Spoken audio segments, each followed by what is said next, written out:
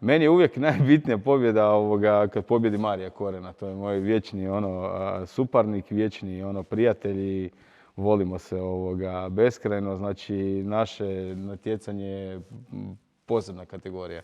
Onak pojede jednu napolitanku, ja moram pojesti dvije. Tako da, to je rivalstvo. Rivalstvo, vječno. Isto upoznali smo se isto 2011. 2012. Kao suparnici zapravo koji smo jedni druge smo podržavali u toj priči, što je i na našoj sceni poprilično, a čuo sam i na europskoj sceni jako rijetka pojava da se rivali zapravo poštuju međusobno, da se cijene, da se druže i tako dalje, nego ako smo rivali onda moramo biti smrtni neprijatelji. Ne moramo, mi smo si najbolji prijatelji i odlično se zabavljamo. Znači Moto Gymkhana spaja i prijateljstva. Apsolutno.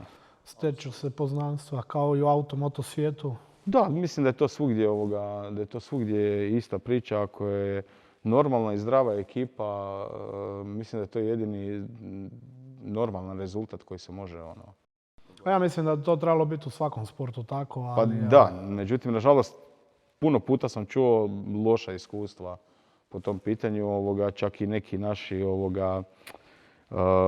natjecatelji koji dolaze iz stranih zemalja međusobno ne razgovaraju zato što nisu si ovaj je brži od ovog za pola sekunde, pa je to smrtni neprijatelj. Mislim, meni to... Mi želimo i vježbamo i treniramo zato da budemo bolja verzija sebe. Ne zato da budemo svjetski prvaci. Mislim, ako se dogodi, dogodi se, ali